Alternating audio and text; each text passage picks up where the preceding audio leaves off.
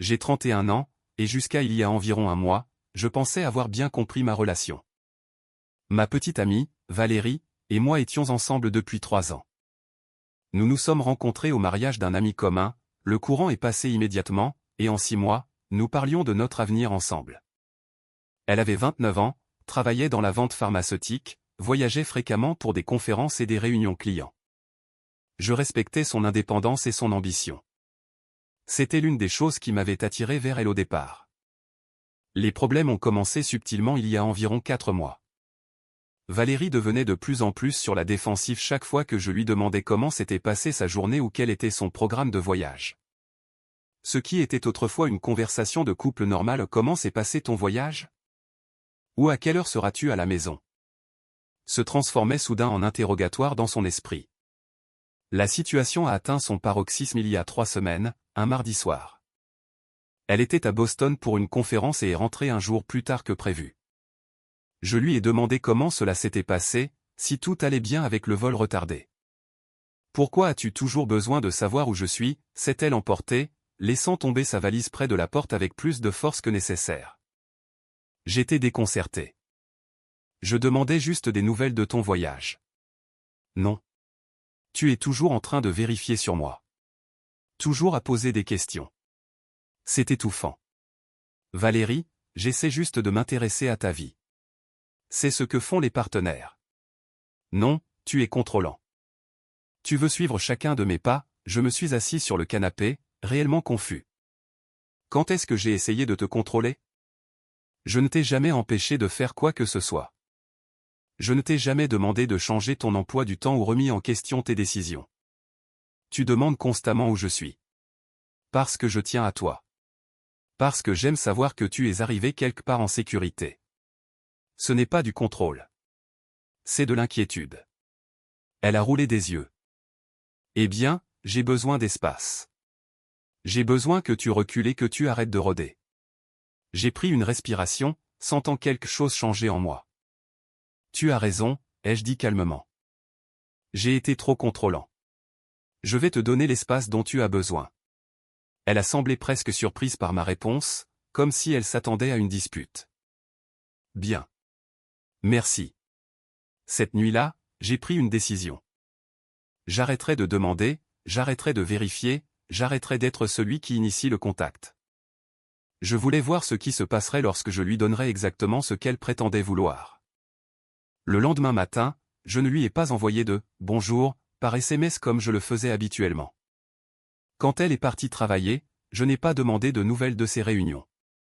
Ce soir-là, elle est rentrée et m'a trouvé en train de lire un livre sur le canapé. « Comment s'est passée ta journée » a-t-elle demandé en posant son sac. « Bien » ai-je répondu, sans lever les yeux. « Et la tienne » ? « Bien. » Chargé. Silence. Elle attendait que je pose des questions de suivi. Je ne l'ai pas fait. Après un moment, elle est allée dans la chambre. Je l'ai entendue au téléphone avec quelqu'un, sa voix feutrée. Je n'ai pas demandé qui c'était. Ce schéma s'est poursuivi les jours suivants. Valérie allait et venait, et je la reconnaissais à peine au-delà d'une salutation polie. J'ai arrêté de m'enquérir de son emploi du temps, j'ai arrêté de me demander où elle allait quand elle quittait l'appartement à des heures inhabituelles. Je lui ai donné exactement ce qu'elle voulait, une liberté totale par rapport à mon comportement contrôlant. Vendredi, elle semblait presque frustrée par mon manque d'intérêt. « Tu es fâché contre moi » m'a-t-elle demandé ce soir-là. Non. Pourquoi serais-je fâché? Tu es distante toute la semaine. Je te donne de l'espace comme tu l'as demandé. Je ne voulais pas que tu m'ignores complètement. Je ne t'ignore pas. Je ne te pose juste pas de questions sur tes allées et venues. N'est-ce pas ce que tu voulais? Elle n'a pas eu de bonne réponse à cela. Ce week-end-là, j'avais mes propres projets. Des projets que j'organisais discrètement depuis mardi. Vendredi après-midi, j'ai fait un petit sac et j'ai réservé un VTC pour l'aéroport. Je n'ai pas dit à Valérie que je partais. Je n'ai pas laissé de mots. Je suis simplement parti. Mise à jour 1. J'ai atterri à Miami vendredi soir vers 23h. Mon ami d'université, Marc, y vivait. Et quand je l'avais appelé plus tôt dans la semaine pour lui demander si je pouvais rester chez lui pour le week-end, il avait immédiatement dit oui. Marc était au courant de mes difficultés relationnelles. Je m'étais plaint à lui à quelques reprises ces derniers mois du comportement de plus en plus distant de Valérie. Alors, tu le fais vraiment, m'a demandé Marc alors qu'il me conduisait de l'aéroport à son appartement à Biscayne Bay. Faire quoi? Prendre un week-end pour rendre visite à un ami. Tu sais ce que je veux dire? Le traitement silencieux. Ce n'est pas un traitement silencieux. Elle voulait de l'espace. Elle voulait que j'arrête de poser des questions. Alors, j'ai arrêté. Et tu ne lui as pas dit que tu quittais la ville? Pourquoi l'aurais-je fait? Elle ne me parle plus de ses projets. Elle a clairement indiqué qu'elle ne voulait pas que je surveille ses allées et venues. Marc a ri. Mec, elle va devenir folle quand elle va réaliser. Il avait raison. Mais je m'en fichais. Pour la première fois depuis des mois, je me sentais libre. Pas d'anxiété quant à l'endroit où se trouvait Valérie ou avec qui elle était. Pas de marcher sur des œufs en essayant de ne pas paraître contrôlant. Juste un week-end avec un vieil ami dans une ville que je n'avais jamais vraiment explorée. Samedi matin, Marc et moi sommes allés courir le long de South Beach, avons pris un café cubain, passé l'après-midi à la piscine sur le toit de l'un des hôtels. J'ai posté une photo sur mon histoire Instagram, juste le skyline de Miami. Rien d'évident, mais quiconque faisait attention saurait que je n'étais pas dans notre ville. Mon téléphone a vibré vers 16 heures. Valérie appelait. J'ai laissé sonner jusqu'à la messagerie vocale. Elle a rappelé à 16h30, puis à 17h, puis elle a commencé à envoyer des SMS. Où es-tu? Jake, réponds à ton téléphone. Ce n'est pas drôle. Où es-tu? Je suis passé à l'appartement et tu n'y es pas. Ta voiture est là, mais tu es parti. Tu es sérieusement en train de m'ignorer en ce moment? Je n'ai répondu à aucun de ces messages. Marc et moi sommes allés dîner dans cet incroyable restaurant de fruits de mer à Wynwood, puis nous avons fait quelques bars. J'ai posté une autre histoire. Cette fois, une photo de mon mojito avec le skyline de Miami en arrière-plan. Bien visible où j'étais. Mon téléphone a explosé. Valérie a appelé 6 fois de plus entre 20h et minuit. Les SMS sont devenus de plus en plus frénétiques. J'ai vu ton Instagram. Tu es à Miami? Pourquoi ne m'as-tu pas dit que tu partais? C'est tellement immature. Nous devons parler. Rappelle-moi. Jake, sérieusement, ce n'est pas normal. Tu ne peux pas simplement disparaître sans me le dire. Vers 1h du matin, après que Marc et moi soyons rentrés chez lui, j'ai finalement répondu par un simple SMS. Je te donne de l'espace. J'ai pensé que tu apprécierais de ne pas avoir à me dire où tu es ou ce que tu fais. Profite de la liberté. Elle a appelé immédiatement. J'ai refusé. Elle a envoyé un SMS. Ce n'est pas ce que je voulais dire et tu le sais. J'ai répondu, tu as dit que j'étais trop contrôlant. Tu as dit que tu avais besoin d'espace. Je te le donne. Profite de ton week-end. Puis j'ai mis notre fil de conversation en sourdine et je suis allé dormir. Mise à jour 2. Dimanche matin. Je me suis réveillé avec 43 SMS et 12 appels manqués de Valérie. J'ai parcouru les messages en buvant un café sur le balcon de Marc. Ils allaient de la colère aux supplications en passant par la confusion. Tu agis comme un enfant. Je ne voulais pas que tu partes sans rien dire. Et si quelque chose t'arrivait? Comment le saurais-je? C'est exactement le genre de comportement manipulateur que je ne peux pas supporter. S'il te plaît, appelle-moi juste. Nous devons en parler. Ce dernier message m'a fait rire. Maintenant, elle voulait parler. Maintenant, la communication était importante. Marc est sorti sur le balcon avec son propre café. Elle continue de faire exploser ton téléphone. Oui. Tu vas répondre un jour? Quand j'en aurai envie. Nous avons passé dimanche à explorer Little Havana, avons mangé dans d'incroyables restaurants, et assisté à un spectacle de jazz en soirée. C'était l'un des meilleurs week-ends que j'avais eu depuis des mois. Pas de stress, pas d'anxiété, pas de questionnement sur le fait que ma petite amie était réellement là où elle disait être ou avec qui elle disait être. Je n'ai rien posté d'autre sur les réseaux sociaux ce jour-là. Laissez Valérie s'inquiéter. Mon vol de retour était lundi après-midi. J'ai atterri vers 18h, j'ai pris un VTC pour rentrer à la maison. Quand je suis entré dans notre appartement, Valérie était assise sur le canapé, les bras croisés, l'air d'avoir attendu pendant des heures. Où diable étais-tu, a-t-elle exigé dès mon arrivée. J'ai posé calmement mon sac. À Miami, rendre visite à Marc pour le week-end. Et tu n'as pas pensé à me le dire? Pourquoi l'aurais-je fait? Tu as dit que j'étais trop contrôlant en demandant où j'étais. J'ai pensé que tu apprécierais la même courtoisie. Ce n'est pas la même chose, n'est-ce pas? Tu pars en voyage d'affaires sans me donner d'itinéraire détaillé. Tu vas et viens sans explication.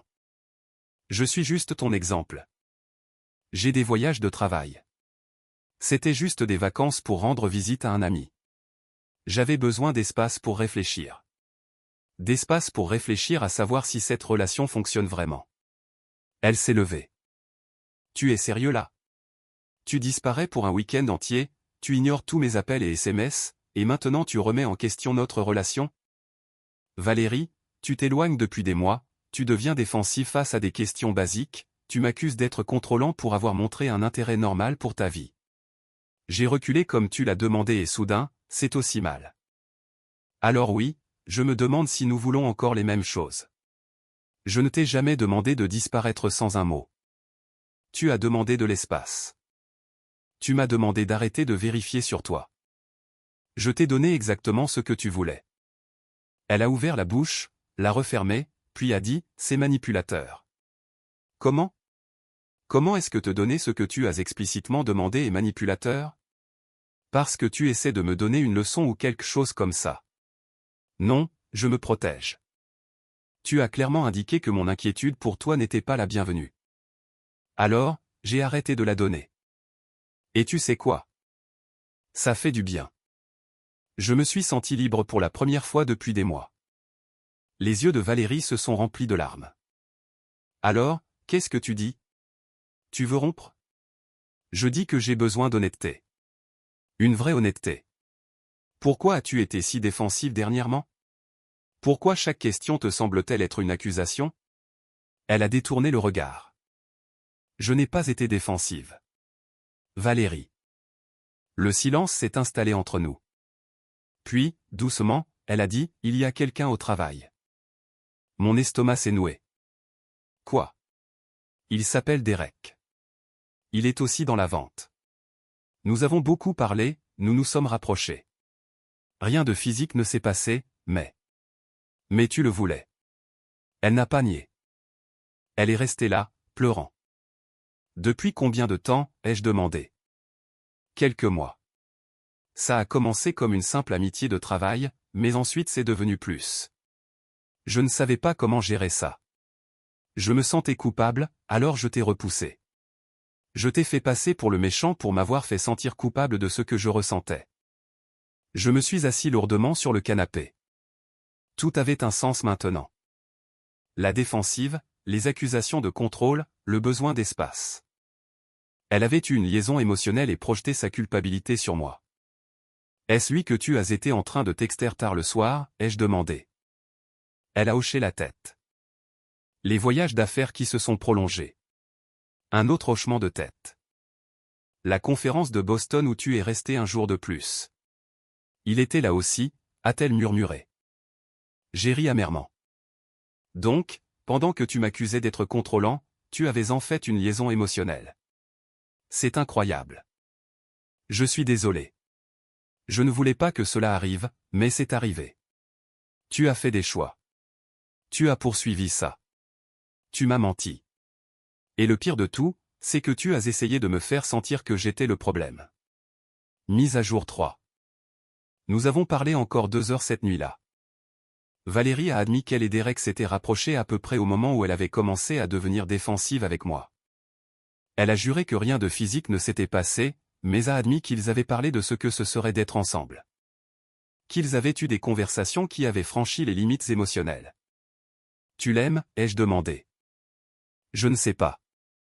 Je suis confuse. Ce n'est pas la réponse que quelqu'un dans une relation engagée devrait avoir. Elle n'a pas contesté cela. À minuit, nous avions convenu que nous avions besoin d'espace, de vrai espace, pas du type performatif qu'elle m'accusait de violer. Valérie a fait ses valises et est allée chez sa sœur. Nous prendrions une semaine pour réfléchir à savoir si cette relation pouvait être sauvée. J'ai passé cette semaine à beaucoup réfléchir, à parler à des amis, à aller à la salle de sport, essayant de déterminer si je voulais même arranger les choses avec quelqu'un qui était si prêt à trahir ma confiance et à me faire douter de mes préoccupations raisonnables. Marc m'a appelé mercredi soir. Comment ça va? Mieux, pire.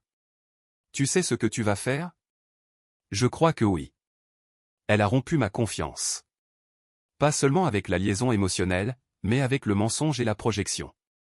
Je ne pense pas pouvoir m'en remettre. Bien. Tu mérites mieux que quelqu'un qui te fait te sentir fou d'avoir des attentes relationnelles normales. Il avait raison. Je méritais mieux. Quand Valérie et moi nous sommes rencontrés le lundi suivant pour discuter, j'avais déjà pris ma décision. Nous nous sommes rencontrés dans un café neutre, tous deux semblant fatigués. J'ai beaucoup réfléchi, a-t-elle commencé? À nous. À ce que je veux. Moi aussi. Je pense que je dois être honnête avec moi-même. J'ai des sentiments pour Derek. Je ne sais pas si ça marcherait avec lui, mais je ne peux plus te mentir ni me mentir à ce sujet. Alors, tu veux rompre? Elle a hoché la tête, semblant soulagée que je l'ai dit. Je suis désolé. Tu es une bonne personne. Tu mérites quelqu'un qui est à fond dedans. Tu as raison. C'est le cas. Nous avons tout divisé en deux. Bail, meubles, la petite somme d'argent que nous avions économisée ensemble pour un éventuel apport pour une maison. C'était étonnamment civil. Peut-être parce que nous savions tous les deux que c'était fini bien avant cette conversation. Mise à jour finale. C'était il y a 3 mois. Valérie a déménagé à la fin de cette semaine-là. La dernière chose que j'ai apprise par des amis communs, c'est que Derek et elle avaient fréquenté pendant environ 6 semaines avant que tout n'implose. Il s'avère que l'excitation de la clandestinité était la majeure partie de l'attrait. Une fois que c'était public, ils ont réalisé qu'ils n'avaient en fait pas grand-chose en commun. J'ai entendu dire qu'elle avait essayé de me contacter pour s'excuser plus formellement, peut-être voir si nous pouvions réessayer, mais j'avais déjà bloqué son numéro à ce moment-là. Je n'étais pas intéressé à être le plan de secours de quelqu'un. Quant à moi, je vais bien. Vraiment bien, en fait. J'ai obtenu une promotion au travail le mois dernier, j'ai commencé à fréquenter quelqu'un de nouveau. Léa, elle a 30 ans, travaille comme physiothérapeute. Nous nous sommes rencontrés lors d'un barbecue d'amis. Elle est directe, communicative, et quand je lui demande comment s'est passée sa journée, elle ne m'accuse pas d'être contrôlant. C'est rafraîchissant. Marc me taquine toujours à propos du week-end à Miami. Il dit que c'était la chose la plus mesquine que j'ai jamais faite. Il a probablement raison. Mais cela m'a aussi donné de la clarté. Quand j'ai arrêté de courir après, d'essayer de maintenir ensemble quelque chose qui était déjà en train de s'effondrer. Valérie a paniqué.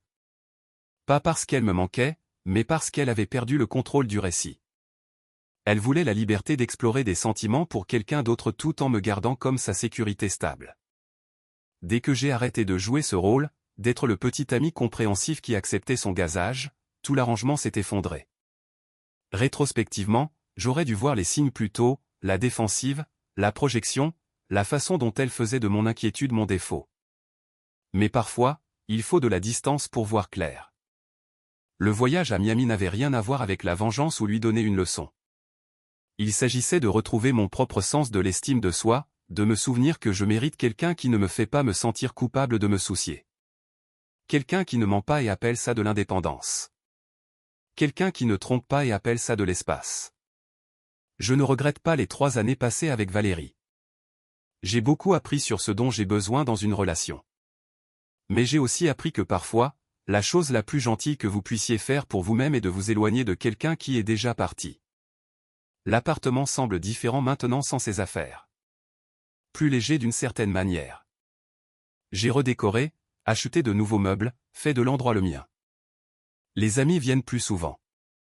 Je cuisine des repas que j'ai vraiment envie de manger au lieu de faire des compromis sur tout. Je fais des projets sans me demander si je suis trop exigeant parce que je veux passer du temps avec mon partenaire. La semaine dernière, j'ai regardé de vieilles photos et j'ai trouvé des images de ce week-end à Miami. Marc et moi à South Beach, le mojito au coucher du soleil, le club de jazz. J'avais l'air heureux sur ces photos, libre.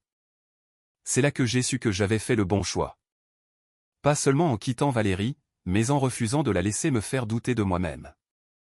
En refusant d'accepter une relation où l'attention était qualifiée de contrôle et l'honnêteté était optionnelle. Je ne suis plus amer. Juste content de ne pas avoir perdu plus de temps avec quelqu'un qui n'en valait pas la peine. Et reconnaissant pour ce week-end à Miami qui m'a rappelé ce que signifie la liberté.